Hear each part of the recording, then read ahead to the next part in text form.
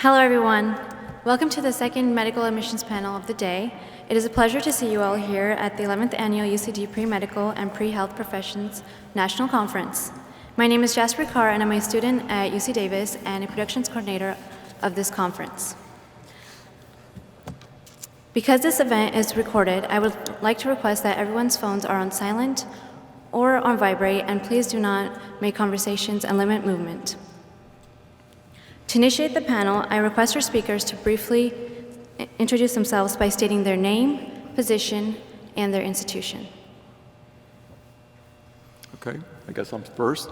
Good morning, everyone. My name is Jack Fuhrer. I'm the Associate Dean of Admissions for the Stony Brook University School of Medicine, which is in the state of New York. Hello, my name is Dr. Leon McDougle. I'm the Chief Diversity Officer for the Ohio State University Wexner Medical Center and Associate Dean for Diversity and Inclusion for the medical school. And wake up, everybody! Good morning, my name is David Muller. I'm Dean for Medical Education at Icahn School of Medicine at Mount Sinai in New York City. Good morning, my name is Maurice Clifton.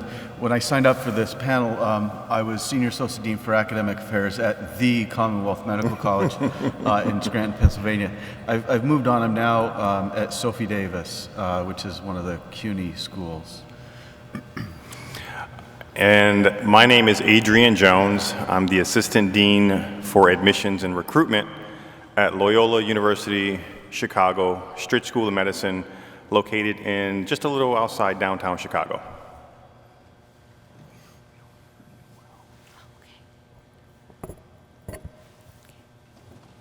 So the first question is from Dr. McDougle.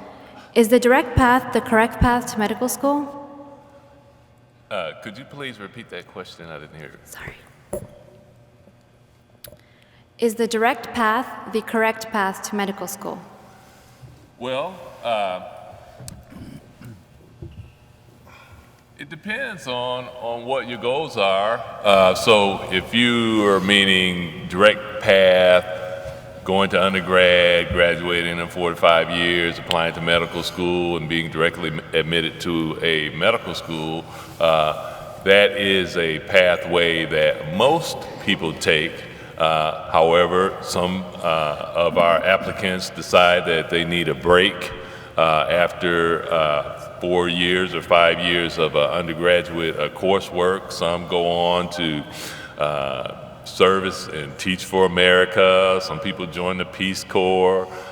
So it's really, that's determined by a person's preference and what they see themselves doing as far as their career and service to others. Thank you.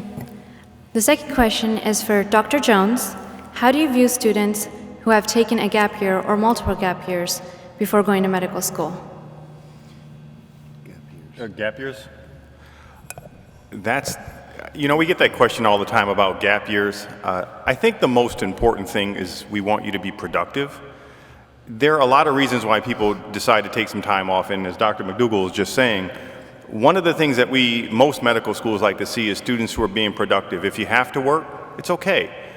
But a lot of times there needs to be, or you still need to show some level of commitment to medicine, either staying involved, doing some shadowing, being involved in some level to show that you're still committed to medicine, even though you may try to take some time to do some other things. So half of our class at Loyola are students who took some time off. They're non-traditional students in our last year's class, which means that we appreciate students who come directly from undergrad and those who have taken some time off, but just be productive during that period of time and show an admissions committee what you're doing in that in terms of how it advanced you as an applicant to medical school. Thank you. The next question is for Dr. Muller. Please briefly describe your institution's mission statement and your vision of diversity. Sorry. So our mission statement and mission for diversity. So we're a school that's in New York City. We're a big research institution, but I think that our great strength and what distinguishes us from most of the other schools in the city is the fact that we are in East Harlem or Spanish Harlem and adjacent to Central Harlem. And the students who come to our school, they want a broad and deep medical school experience, but they want mostly an immersion in care for patients who are underserved, people who are uninsured, people who are undocumented and really marginalized from the health system. So while we try as best we can in terms of our mission to train people who are going to be outstanding clinicians, outstanding researchers, really the soul of the school is in service to the underserved. So there's a lot of language in our mission statement about advocacy, about activism. And that ties very closely into the concept of diversity. Diversity is critically important for us. It's a driving force behind our decisions in recruitment. We want a medical student body that is diverse so that we can better take care of the diverse population of patients we take care of. We want a student body that's diverse because it makes for a better educational experience for our students. And we want a student body that's diverse because it's the right thing to do in providing opportunities for people from all backgrounds to come to medical school and fill the physician workforce. Dr. Fuhrer, would you like to add something? Yeah, we share many of the same missions goals as I'm sure many of the other deans on this panel. We are very interested in having a very diverse student body, and by that we mean people who come from diverse backgrounds, socioeconomically, racially, ethnically.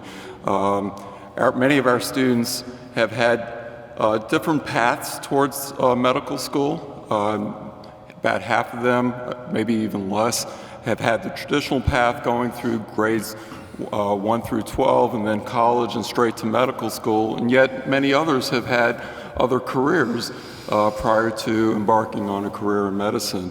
And I think that it lends itself to a very interesting student body, in my view, and I think many of my colleagues here probably share that view, that medical school is not just what you learn in the classroom from your professors and from your patients, but also what you learn from each other. And so having a diverse student body is very, very important to us. Can I add something? So I've been at 3 medical schools in the last 12 years. The first one was University of Pittsburgh, where the mission was really to produce academic physicians, very research-oriented. They wanted people that showed a real strong interest in research.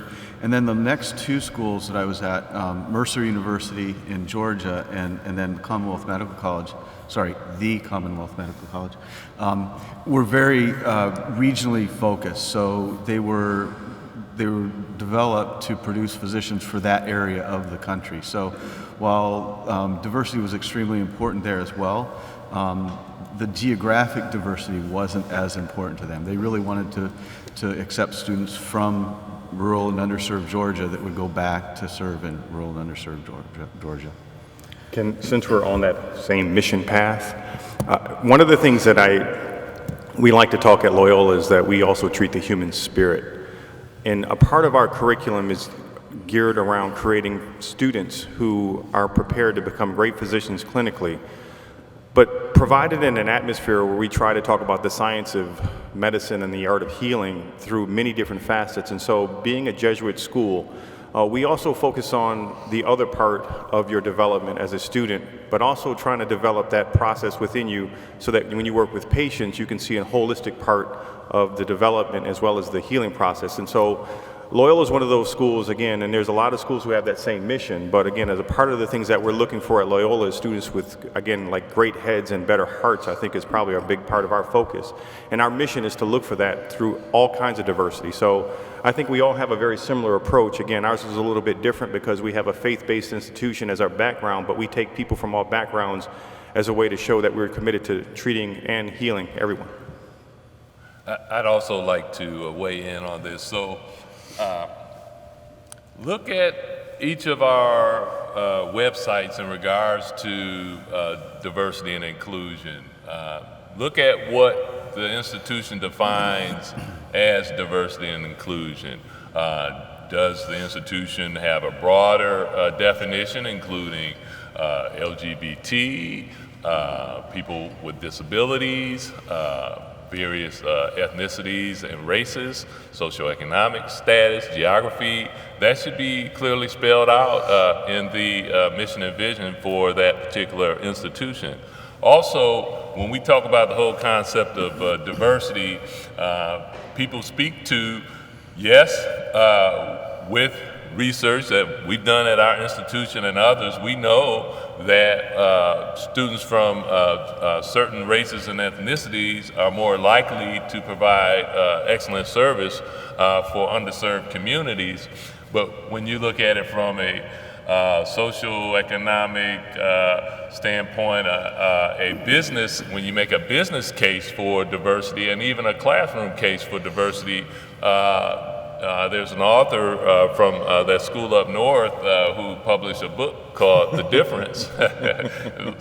Nobody got that except one of our colleagues up here, where he even he describes how diversity is super additive, especially when you're trying to solve a complex, difficult problem. So 1 + 1 = 3.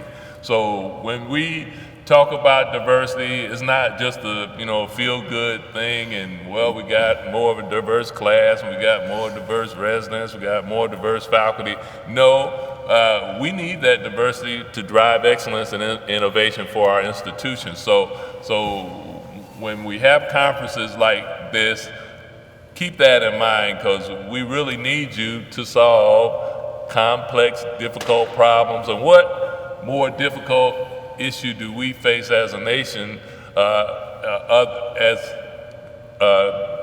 when we talk about healthcare disparities and access to care? That's just a very difficult problem that has not been solved. So we need you in the audience to help us solve that. Thank you, everyone. The next question is for Dr. Fuhrer. If a student has been rejected from a medical school, is it wise to reapply to that medical school, and what advice would you give them? I'm sorry, can you repeat the question? Sorry. Okay. If a student has been rejected from a medical school, is it wise to reapply to that medical school, and what advice would you give them? Well, if a student fails the first time in applying to our medical school, we actually offer a service where either the assistant dean for admissions or myself will meet with that student and review their application and point out both the strengths and weaknesses, particularly the weaknesses that they can improve upon.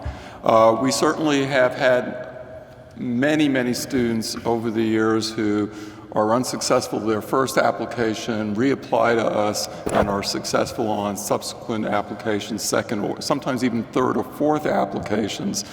So we certainly do not discriminate against someone on the basis of having applied to us once before. If anything, it tells us they're really quite persevering in their quest to get into medical school. I would say, though, if you do reapply after an unsuccessful first attempt, make sure that on your subsequent applications that there's in fact significant differences and particularly in improvements in your application, because if your application from one year to the next is identical, the chances are the outcomes will be exactly the same. Can I add on to that? So when I was at University of Pittsburgh, if you didn't get accepted in the first couple times, it was really unlikely to get accepted. They didn't tend to change their minds that much. At Mercer, it was totally different, and we worked really hard with applicants to help them understand what they needed to fix, and as long as they fixed it, they still stood just as good a chance of getting in as if they hadn't applied earlier. The record was held by a guy that applied 11 times before he got in. Did great, works in a small community near the school, so we were actually pretty proud of that fact. 11 times. 11 times. Wow.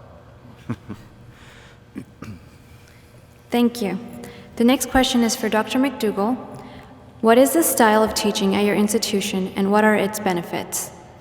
There's a lot of feedback here, so I guess that's why I couldn't quite understand what you, so I'm not trying to give you a hard time. It's totally fine. What is the style of teaching at your institution, and what are its benefits? Okay, so style of teaching varies per instructor.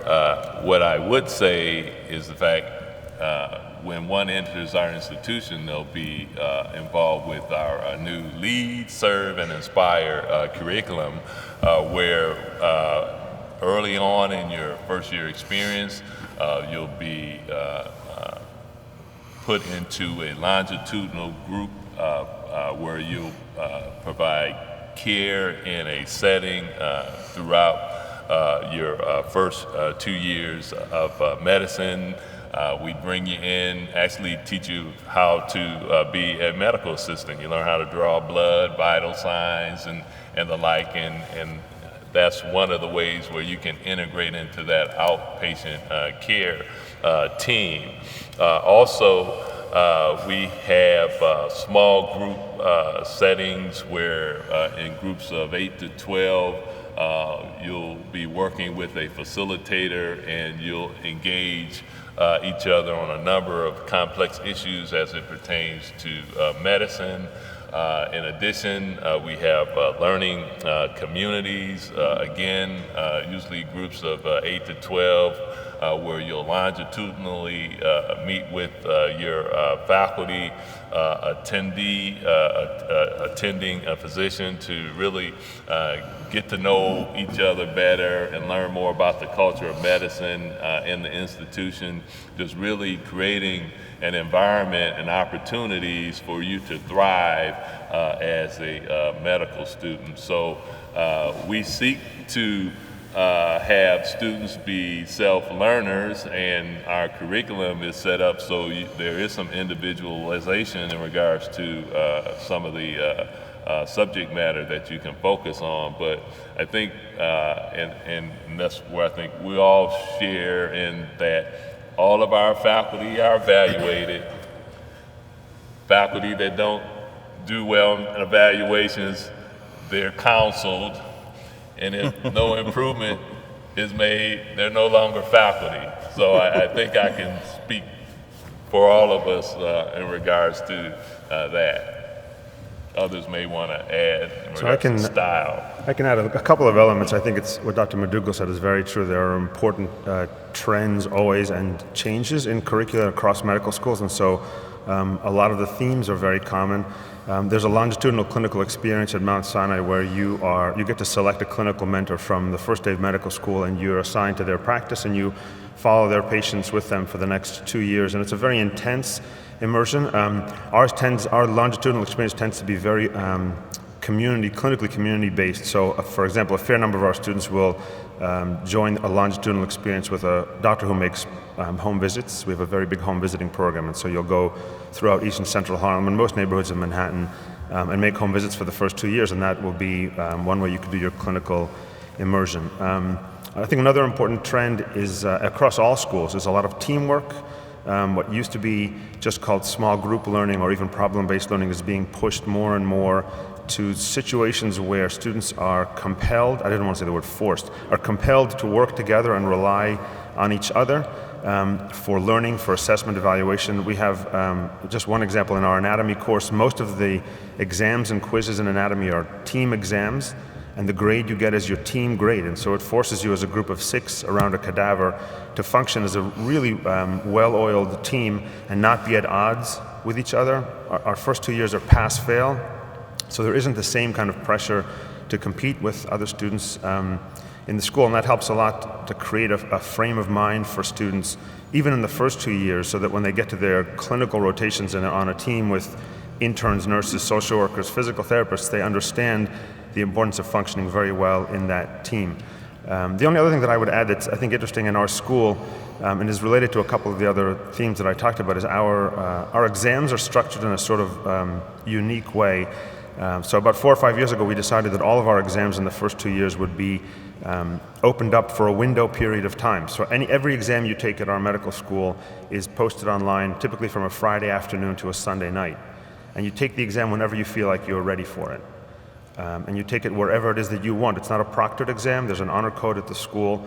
And so there's an enormous amount of flexibility in terms of how you use your time, how and when you study, and the degree of confidence we put in you in terms of things as basic as your integrity and your honesty, because again, those are important lessons to learn very, very early on, so that when the stakes are high and you're taking care of patients, that's really been inculcated in the way you think of yourself as a physician. But for you guys as students, one of the things that I want you to think about, because we all have innovative curriculums, you actually have to figure out what your learning style is and then try to match yourself up to a school that you think best fits your personality. I think a lot of times students don't recognize that there is a sophistication to choosing a medical school.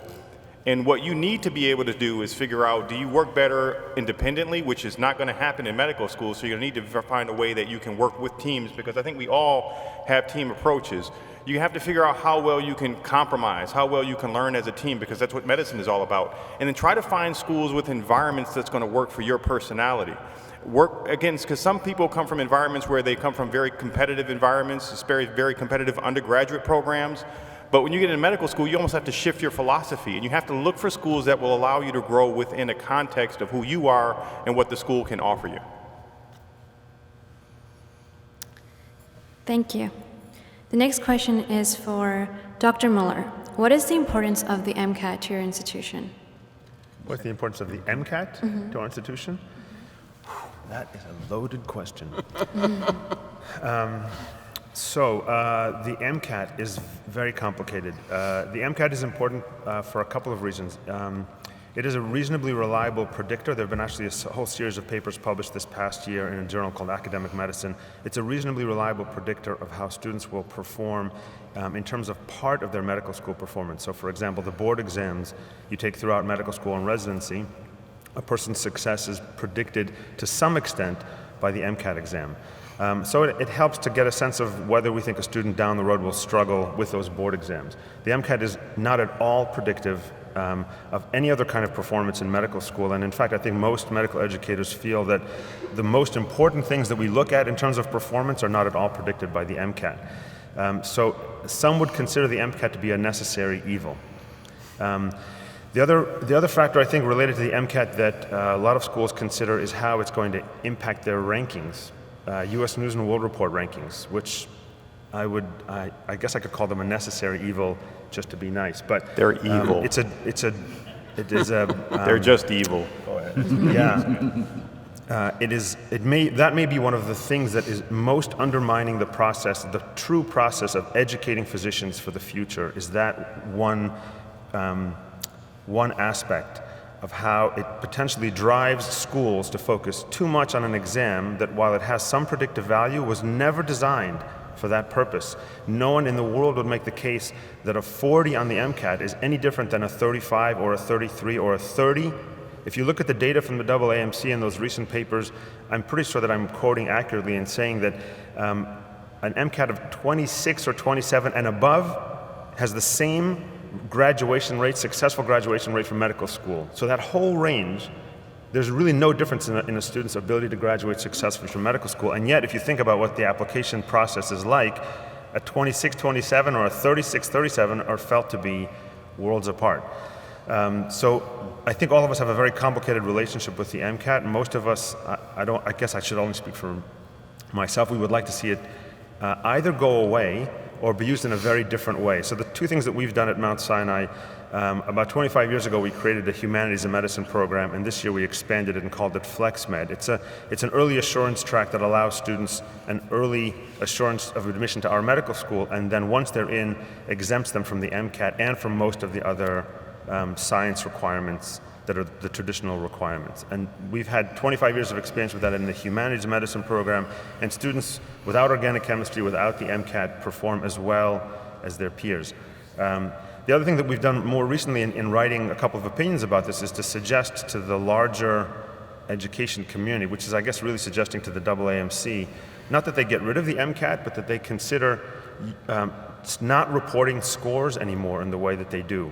Nobody should really care what a person scores on the MCAT. If there are enough data to predict who might struggle with future board exams and who might not, maybe it should be reported as ranges of scores, or pass-fail, which is difficult, or exceeds, meets, and does not meet expectations. But if someone just took that off of the table, there'd be so much less pressure on students far less pressure on schools to become obsessed with the MCAT and the U.S. News and World Report ranking, and would make everyone's life a lot easier.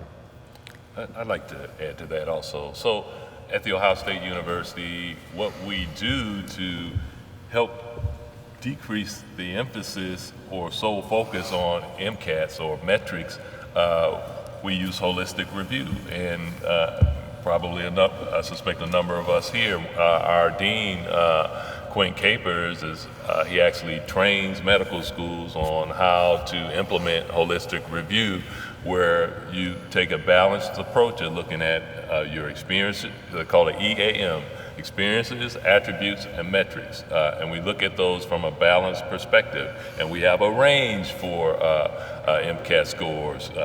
The floor is 24 and above. And then in regards to our interview process, and I suspect a number of us do this also, when you're invited for an interview, you're interviewed by a medical student and a faculty member. They do not know what your MCAT score is or your GPA. So they want to learn more about you. So there's not this bias against you as soon as you walk in the room. Oh, you got a 26. You might be threatening our institution. And then another thing we did, which I think is fairly unique, but our entire admissions committee, we were required to take the implicit association test. And do you all know what the implicit association test is? Raise your hands, raise your hands. Okay. So it is a test and you can go online, so write this on your note paper, IAT. You can go online and take this test, and it will help you to identify any unconscious bias that you may have towards certain groups that you can select when you do the testing. So those are some of the things we do at The Ohio State University to try to make this more of a holistic review and take some of that pressure off the MCAT and GPA in regards to evaluation of students who come in and are invited for an interview. Yeah, I would add that, well, let me just preface this by saying that at our school, the MCAT is considered, but it is not heavily weighted in our total assessment. It's really one of a number of factors, similar to what Dr. McDougle had to say. We look at the metrics, the GPA, the MCAT, but we look at your experiences, and those will include your extracurricular experiences, including your research experiences, your health-related experiences, your non-health-related experiences, your service experiences, whether you had to work to put yourself through school, and your letters of recommendation, as well as your leadership experiences. So it's a very holistic approach to the assessment of an applicant. And yes, does the MCAT matter to some degree? Yes, it does. But as my colleagues have pointed out, it may not be a better predictor other than to tell us how you're going to do on standardized exams, which unfortunately you'll be taking for the rest of your lives.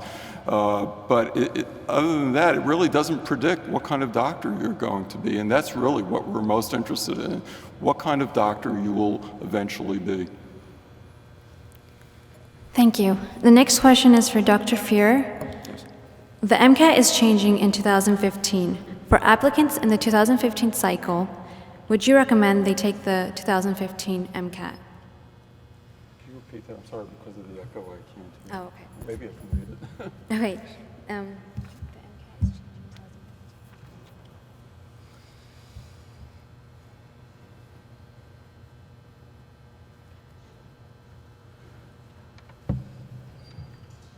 Oh, okay. So the question was, with the changing of the MCAT for 2015, do we recommend that students take the 2015 MCAT as opposed to one earlier?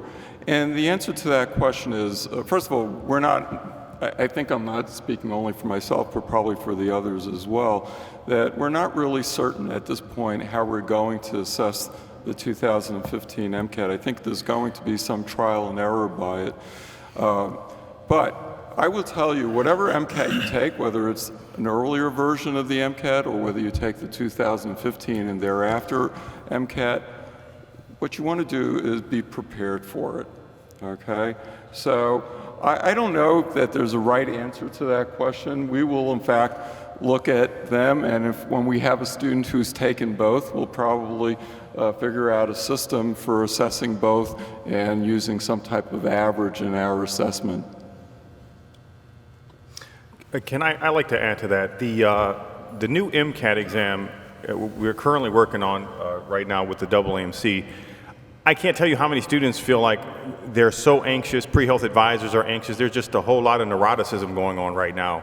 And one of the things that we need you guys to do is just relax. I mean, one of the things that I think we're good at doing is assessing people. And as we just told, the MCAT is just one variable in the process. I mean, we look at grades, we look at everything you've done, we look at what people write about you. And I think for a lot of us, the anxiety is probably not as great as you think it is. I mean, there's a transition, we're gonna learn from the process, but as a student, all we can tell you to do is just be prepared. Take it when you're ready and present the best application that you can present.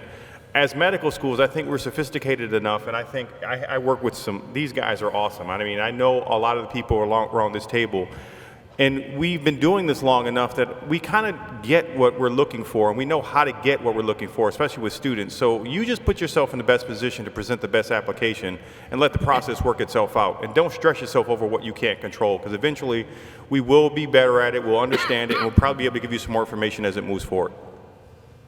Yeah, I only had one more word, sorry.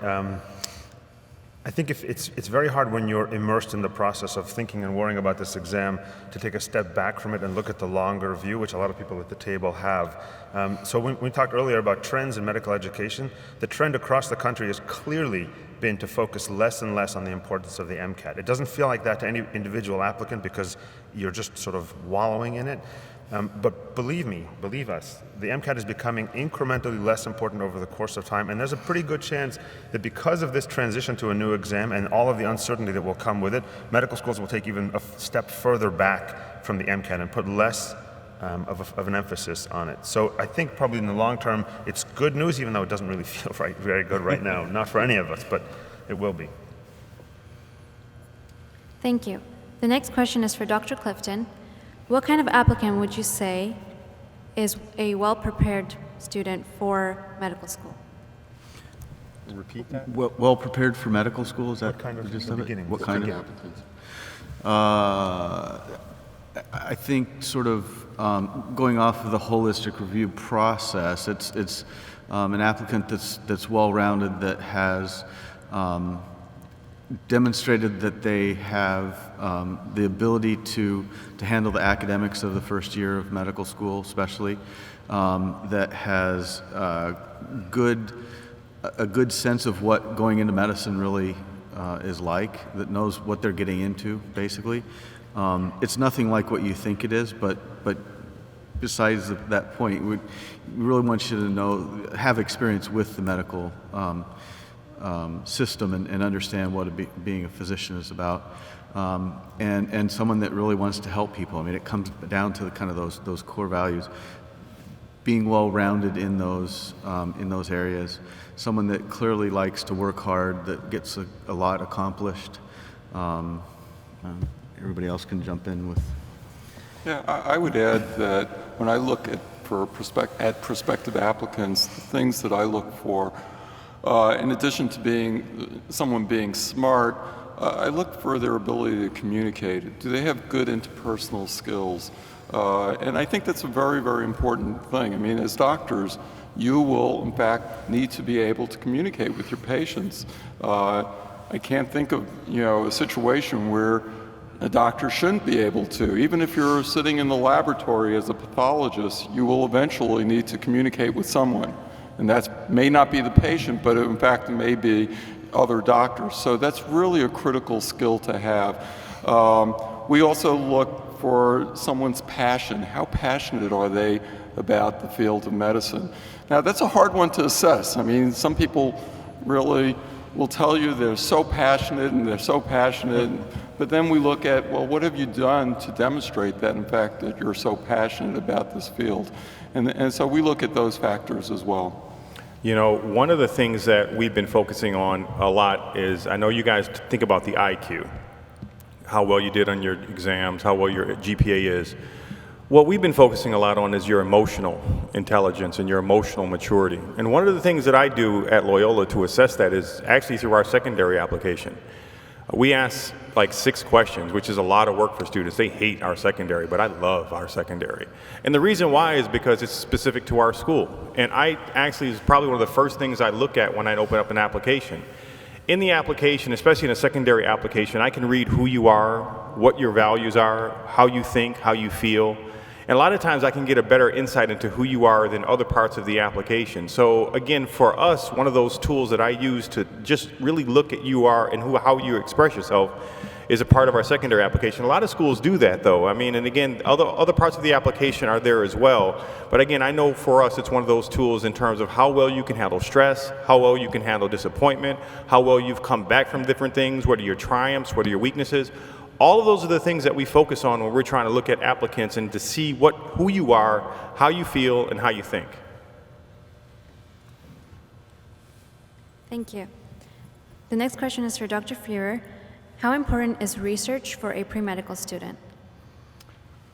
Well, I think, certainly as I mentioned to you, one of the components of our assessment is whether a student has had research experience, but by no means is it a limiting factor. In other words, if a student has not had any research experience, they certainly can be a very well qualified applicant, and certainly many of our students who have been accepted to Stony Brook have not had research experiences. I am one of these people, and I tell this to my medical students because I do career counseling for when they're, in addition to admissions, I do career counseling for when they're about to leave medical school and pursue residency. They often ask me, well, do I need to do research to get into a very good residency program? And I don't believe you do research to get into the next step of your life. I think you do research because you love doing research, because you're interested in doing research. And if you're doing it for the purpose of just padding your CV, I think that's a huge, huge mistake. I don't think that's a wise use of your time. I'd like to weigh in on that, though.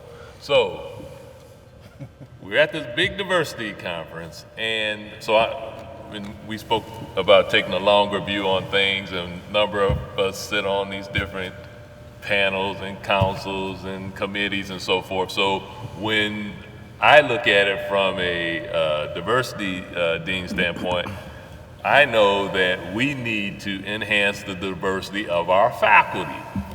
And one of the keys in becoming a strong medical school faculty is having some track record of research.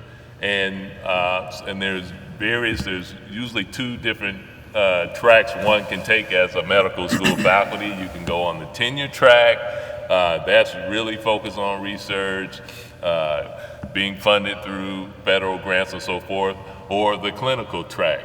But even on the clinical track, most of those faculty, they're involved with education research. So research, just like in the panel before, the faculty said, well, when you study for the MCAT, try to get a 15. When you're preparing for medical school, it's not going to hurt you and will actually, I think, give you more options. So you're trying to, I would think, increase your options. So being involved, you can do botany research, but just developing that sense of how the process works, developing those critical thinking skills, those are part of those attributes we're looking at in regards to evaluating our candidates, is going to make you a stronger candidate.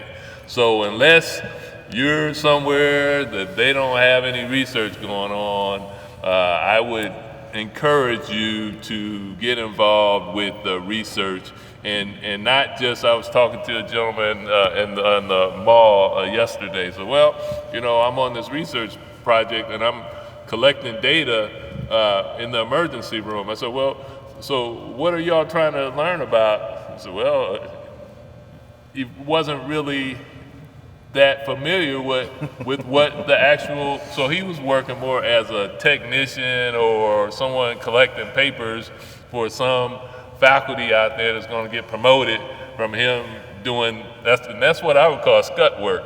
That's scut work. So if you're in on that level, take the next step. Say, hey, I'm trying to get to medical school. I really want to learn more about this particular research project, and what are you looking for, and perhaps even go on to the point where you can even get published on the paper and help write the manuscript. So it's not absolute, but for me, I'm challenging you all to become medical school faculty. So for me, I would say yes, it's important. So I would put just a little bit of just to add, because I agree with everything that was said, but to put a little bit of a different spin on it and to tie it a little bit into what we talked about before, related to holistic review. So we've tried to stop using the word research and started to use a term that sounds more like scholarly activity. And you could say that it's a little bit of semantics, but I think it's also, for us, language really matters. And so when you say the word research, people immediately conjure up in their minds this activity, pipetting at the bench and doing wet research or lab bench-based research. And some students do that, and that's wonderful. But I think most schools, I don't think it's just our school, probably people at the table would agree with me too, there's an enormous range of scholarly activity that as an undergraduate or as a medical student, so we have a scholarly activity requirement at Mount Sinai, but that can be in a lab, it can be in a community-based participatory research project, it can involve the arts and the humanities, it can be public health, community education, a huge range of things that we medical schools have come to the realization are very, very important for the future of the health of American society. And those are the kinds of things we want to see you immerse yourselves in. It doesn't have to be traditional research and doing hard biomedical science. Agree. Thank you. The next question is for Dr. Clifton. What are some key elements that factor into a good personal statement? Personal statement. Oh boy, I could talk for hours on this. I think so. I guess I would say a couple things. One is that there's a few things not to do, and I'll try and hit those in a second. I think in general we want to know really what is your passion. We get the list of all the activities you've done in the application, but the personal statement is a place where you can explain why you made those choices, what it really meant to you, how it all fits together with your personal mission.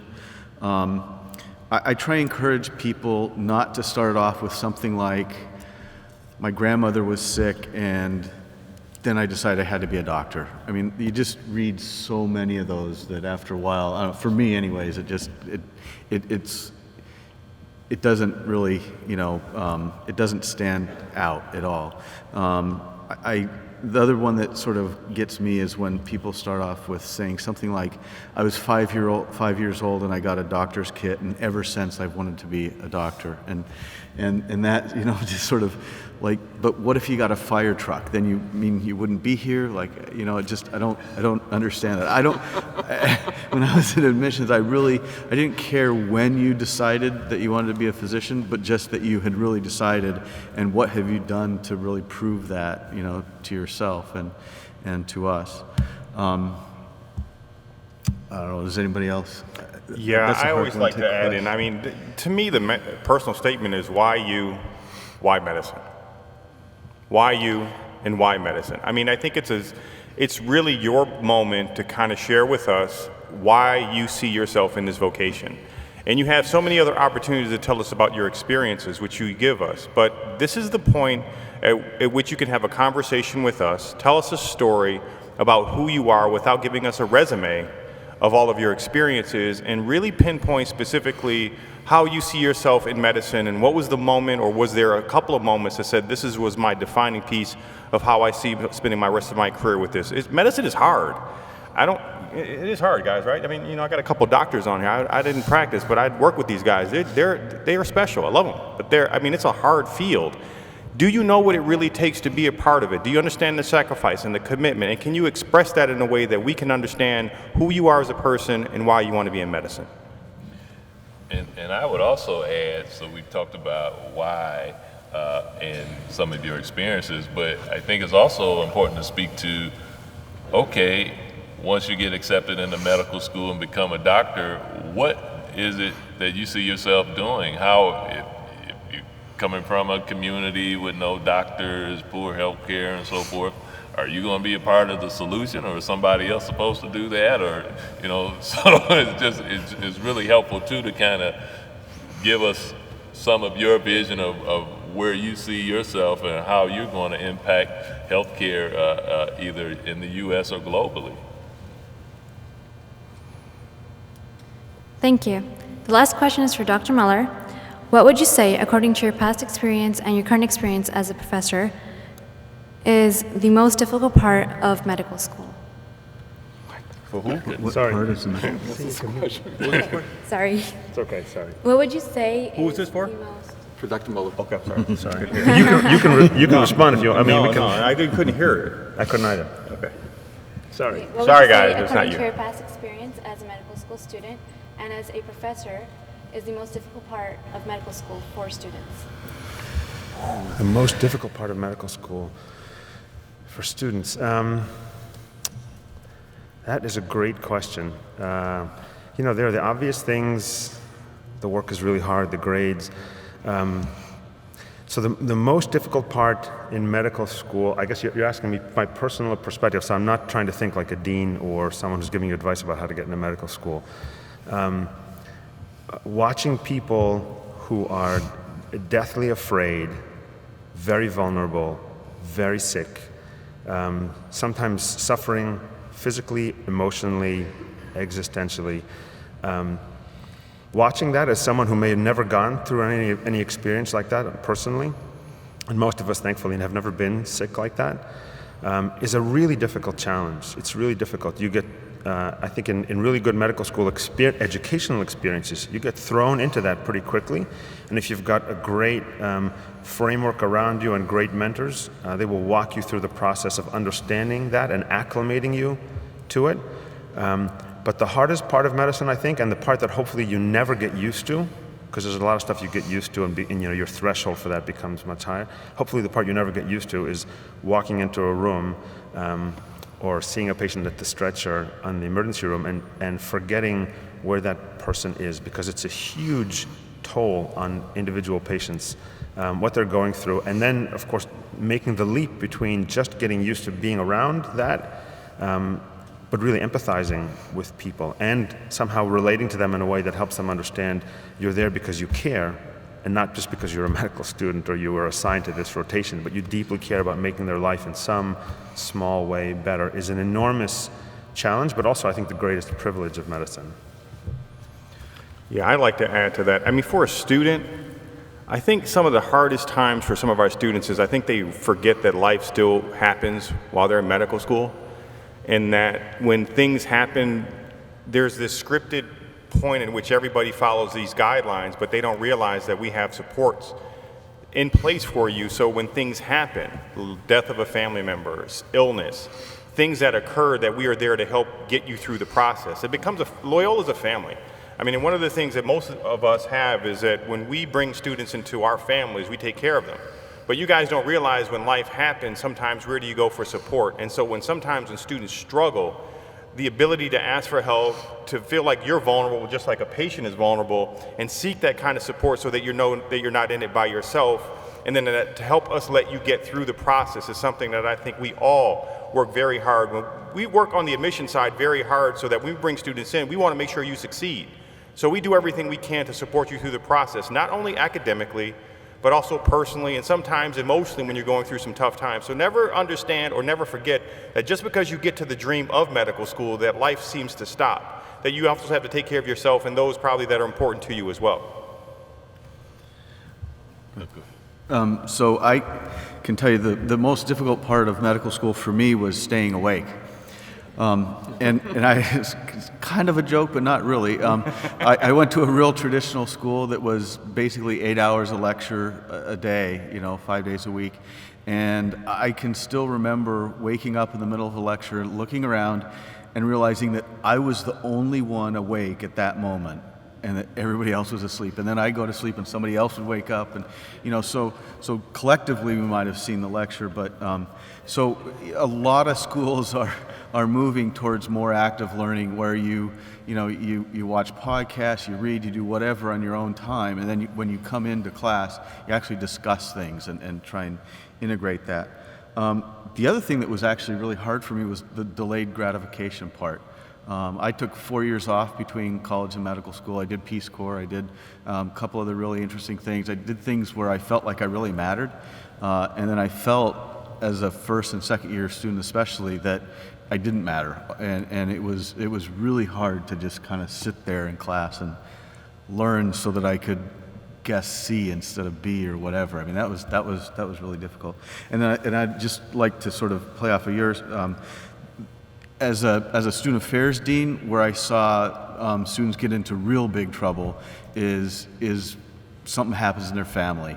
You know, they get into a divorce, or their parents get into divorce, or someone dies. You know, those are the things that really throw people off, and for the most part, those are the things that threaten them, you know, from making it through medical school.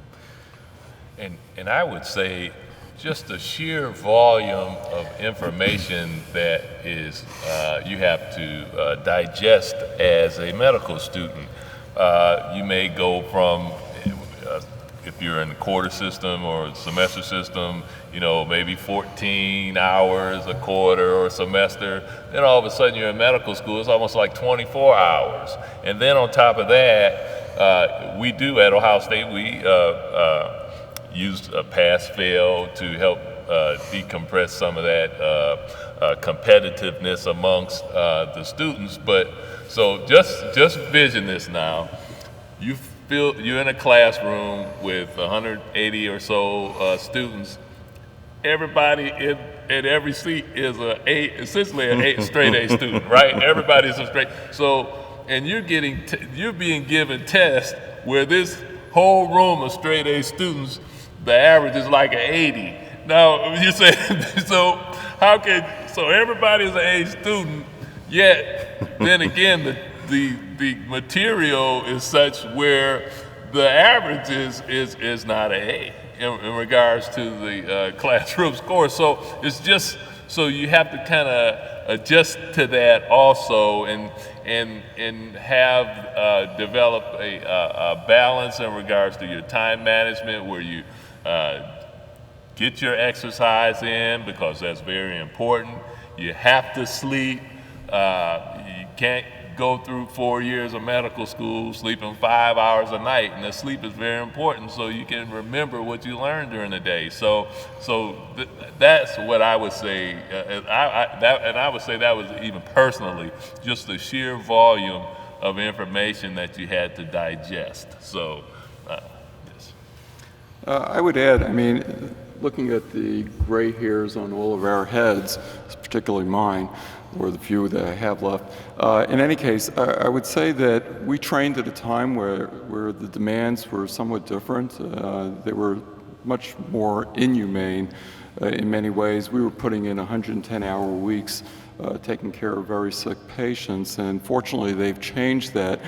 Medical education has improved in that regard as well. I mean, nowadays, instead of 8-hour lectures a day, the way we teach is different as well, in that we have less lecture hours, more team-based learning approaches, as you know, and all of us are doing that.